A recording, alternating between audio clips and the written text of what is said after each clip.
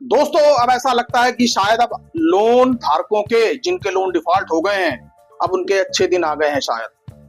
दोस्तों जी हाँ, अब आपके खुश होने का समय है, क्योंकि कई बार ये अक्सर कर देखा गया है कि लोन धारक सेक्शन 138 ऑफ नेगोशिएबल इंस्ट्रूमेंट के केस में फंस जाते हैं। दोस्तों लोग लोन ले लेते हैं, चेक्स दे देते हैं और कंपनियां कई बार क्या करती हैं कि चेक्स लगा देती हैं। चेक्स लगाने के बाद कह देती हैं कि पूरा लोन भरो। ईएमआई आपकी एक बाउंस हुई होती है और कंपनियां कोर्ट में आपके ऊपर यह दबाव बनाती हैं कि भाई आप पूरा लोन भरिए। दोस्तों अगर देखा जाए तो ये अपने आप में बहुत ही ज्यादा परेशान करने वाली चीज है, क्योंकि दोस्तों केस जो कोर्ट में आपका चला है वो चला है सिर्फ एक पर्टिकुलर चेक अमाउंट के ऊपर। लेकिन दोस्तों कंपनियां क्या करती हैं, आपको कोर्ट कटर दिखाकर आपको कहती हैं कि पैसा अभी भरो तब हम कॉम्प्रोमाइज करेंगे। और आदमी क्या सोचता है कि यार ये तो गड़बड़ हो जाएगी, जेल चला जाऊंगा। लेकिन दोस्तों अगर कंपनियां अब आपके साथ ऐसा कर रही हैं या चेक अमाउंट के अलावा आपसे कोई और अमाउंट भी मांगी जा रही है तो दोस्तों ठहर जाइए, ये जजमेंट जो माननीय सुप्रीम कोर्ट का जो आया है ये अब आप लोगों के लिए है। यूं कह लीजिए कि अब आप लोगों के लिए बहुत बड़ी राहत की खबर है। दोस्तों वीडियो जरा इंटरेस्टिंग है, आप जरा ध्यान से देखिए। दोस्तों आज मैं आपके सामने वो जजमेंट पेश करूंगा जिसमें माननीय सुप्रीम कोर्ट ने अब यह साफ कर दिया है कि चेक बाउंसिंग के केस में माफी भी दी जा सकती है। दोस्तों सुनकर आपको शायद थोड़ा सा झटका तो लगा होगा, लेकिन दोस्तों जब ये सुप्रीम कोर्ट का जजमेंट आया था तो थोड़ा सा झटका मुझे भी लगा था। लेकिन अब आप लोगों के झटका खाने की बारी नहीं बल्कि खुश होने की बारी है। तो दोस्तों आइए शुरू करते हैं, देखते हैं कि इस जजमेंट में माननीय सुप्रीम कोर्ट ने आखिरकार हमें क्या दिया है। दोस्तों वैसे सुप्रीम कोर्ट इस देश को बहुत कुछ देती है, देश के नागरिकों को बहुत कुछ देती है। दोस्तों उनके हक के लिए बहुत सारे ऐसे जजमेंट्स देती है। तो दोस्तों उसी कड़ी में आज आपके सामने हम एक जजमेंट और रख रहे हैं। दोस्तों आज मैं जिस जजमेंट की बात कर रहा हूं दोस्तों उस जजमेंट का नाम है तारी वर्सेस किशोर। और दोस्तों ये मामला अभी कुछ ही दिन पहले माननीय सुप्रीम कोर्ट से डिसाइड हुआ है। दोस्तों इस जजमेंट का मैं पूरा पार्ट नहीं पढ़ूंगा। इस जजमेंट का जो रेलेवेंट पार्ट है, जिस पार्ट में माननीय कोर्ट ने ये वर्णन किया है कि अब चेक बाउंसिंग के केस में एक्यूज्ड को माफ भी किया जा सकता है, उसकी माफी भी संभव है। तो दोस्तों आइए जरा उस रेलेवेंट पार्ट को पढ़ते हैं और आपको बताते हैं। जजमेंट में आपको फिर से बता देता हूं, तारी वर्सेस किशोर। दोस्तों ये जजमेंट सितंबर में ही आया है। दोस्तों इस जजमेंट का ज्यादा लंबा वर्णन करने की बजाय मैं आपको सीधे पॉइंट पर ही ले चलता हूं।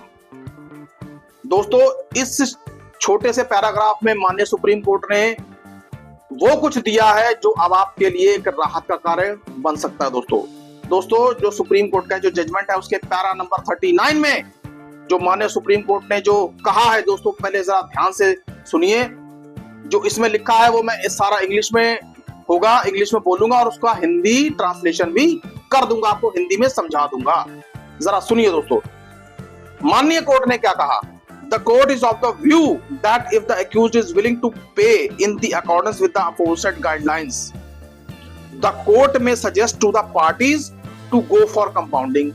अब दोस्तों अभी आपको कुछ दिन पहले याद होगा कि माननीय सुप्रीम कोर्ट ने एक दिशा निर्देश जारी किए थे कि यदि केस को कंपाउंड करना है तो सेशन कोर्ट में इतने % और ट्रायल कोर्ट में 0% और हाई कोर्ट में इतने % और सुप्रीम कोर्ट में इतने % पेनल्टी देकर केस को कंपाउंड किया जा सकता है चेक अमाउंट को। अब उसी कड़ी में माननीय सुप्रीम कोर्ट ये कह रहे हैं कि यदि एक्यूज्ड जो पहले की जो गाइडलाइंस हमने इशू की हैं उस गाइडलाइंस के मुताबिक यदि एक्यूज समझौता करने के लिए तैयार है तो माननीय कोर्ट दोनों पार्टियों को यह कह सकती है कि भैया आप समझौता कर लीजिए, क्योंकि एक्यूज्ड पार्टी पैसा देने को तैयार है, जैसा कि माननीय सुप्रीम कोर्ट ने गाइडलाइंस इशू की थी। अब दोस्तों अगली लाइन बहुत महत्वपूर्ण है।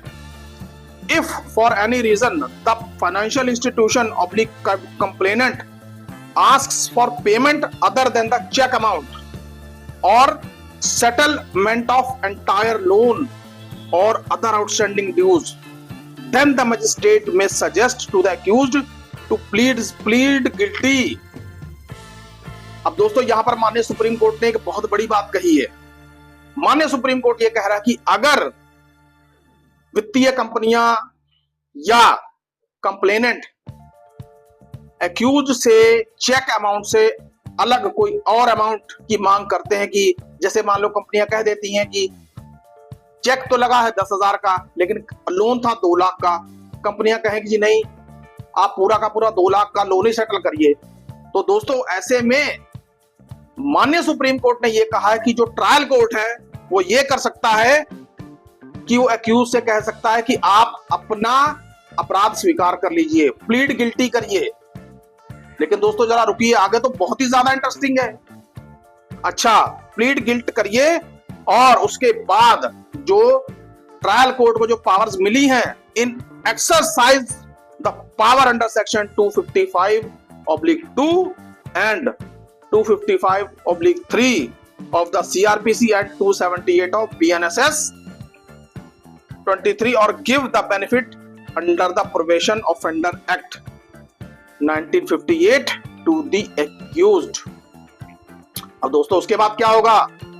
यदि माननीय कोर्ट एक्यूज को यह कह देती है इस स्थिति के बाद कि आप अपनी गिल्ट स्वीकार कर लीजिए, तो माननीय कोर्ट अपनी पावर्स का जो सेक्शन 255 या 255(2) में सीआरपीसी में और 278 बीएनएसएस में जो बताई गई हैं उसका इस्तेमाल करके अभियुक्त को सजा माफी भी दे सकता है।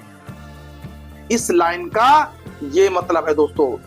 अब आप सोचिए कि आपका चेक 10,000 का है और लोन आपका मान लीजिए 1.5 लाख या 2 lakh, what ever it is, कंपनियां डिमांड कर रही हैं उस चेक अमाउंट से ज्यादा। तो दोस्तों ऐसी स्थिति में माननीय ट्रायल कोर्ट अपनी पावर्स का इस्तेमाल करके अभियुक्त को बरी भी कर सकती है। तो दोस्तों अब आप ये देखिए कि माननीय सुप्रीम कोर्ट का ये जो फैसला है ये अपने आप में कितना बड़ा और कितना ऐतिहासिक फैसला है दोस्तों। इससे लोन धारकों के ऊपर कितना बर्डन कम होगा। दोस्तों कई बार लोन धारकों को नाजायज ही तंग किया जाता है, उनके साथ ज्यादतियां की जाती हैं, कोर्ट में खड़े होकर भी कई बार उन्हें बेइज्जत कर दिया जाता है, ऐसी स्थिति भी देखी गई है। लेकिन दोस्तों अब माननीय सुप्रीम कोर्ट ऐसा नहीं होने देगी। और दोस्तों लेकिन यह जरूरी नहीं कि हर बार माफी मिल ही जाए। कोर्ट ये देखेगी कि जो अभियुक्त का जो कंडक्ट है वो कैसा है, यानी कि अभियुक्त का चरित्र कैसा है। एक बार चेक का केस लगा है तो चलिए एक आध बार तो कोई बात नहीं, यदि बार बार मामले उसी के खिलाफ आते रहेंगे तो कोर्ट भी ये देखेगी कि भैया ये तो हैबिचुअल ऑफेंडर है, आदतन अपराधी है। तो दोस्तों ऐसी स्थिति में दूसरी स्थिति भी हो सकती है। लेकिन दोस्तों प्रोबेशन का लाभ दिया जाना अपने आप में एक बहुत बड़ा और ऐतिहासिक फैसला है। अब कंपनियां आपसे कोर्ट में खड़े होकर यह नहीं कह सकती कि चेक अमाउंट से ज्यादा आप पूरा लोन सेटल करिए या पूरा पैसा दीजिए। यदि कंपनियां ऐसा करेंगी तो दोस्तों मैंने आपको बता ही दिया है कि ट्रायल कोर्ट अपनी पावर्स का इस्तेमाल करके अभियुक्त को माफी भी दे सकता है। तो दोस्तों कई मायनों में यह फैसला आप लोगों के लिए बहुत ही ऐतिहासिक फैसला है। दोस्तों फैसले का नाम एक बार फिर से बता देता हूं, तारी वर्सेस किशोर, इस सितंबर में आया हुआ फैसला है दोस्तों। और ये नेगोशिएबल इंस्ट्रूमेंट एक्ट के ऊपर बहुत ही जबरदस्त फैसला। दोस्तों हालांकि मैं आपको ये बताना चाहूंगा इस नेगोशिएबल इंस्ट्रूमेंट एक्ट के तहत माननीय सुप्रीम कोर्ट ने इस सितंबर में बहुत अच्छे फैसले दिए हैं दोस्तों, जो कि आप सभी लोगों के लिए काफी फायदेमंद है। दोस्तों ये फैसला जो नए वकील हैं जो फाइनेंशियल सेक्टर में प्रैक्टिस करते हैं उनको भी देखना चाहिए, पढ़ना चाहिए, इसको बार बार रीड करना चाहिए। यदि चेक बाउंसिंग के केस उनके सामने आते हैं, चेक बाउंसिंग के मामले उनके सामने आते हैं, फाइनेंशियल मैटर उनके सामने आते हैं, तो ये केस अब उनके लिए नजीर बन सकता है दोस्तों। और दोस्तों ऐसे लोग जो चेक बाउंसिंग के केसेस का सामना कर रहे हैं लोन कंपनियों के अत्याचार सह रहे हैं, तो दोस्तों अब उनको लोन कंपनियों का अत्याचार सहने की जरूरत नहीं है। ये दोस्तों ये जो जजमेंट है ये उनके लिए अपने आप में बहुत बड़ा ब्रह्मास्त्र है।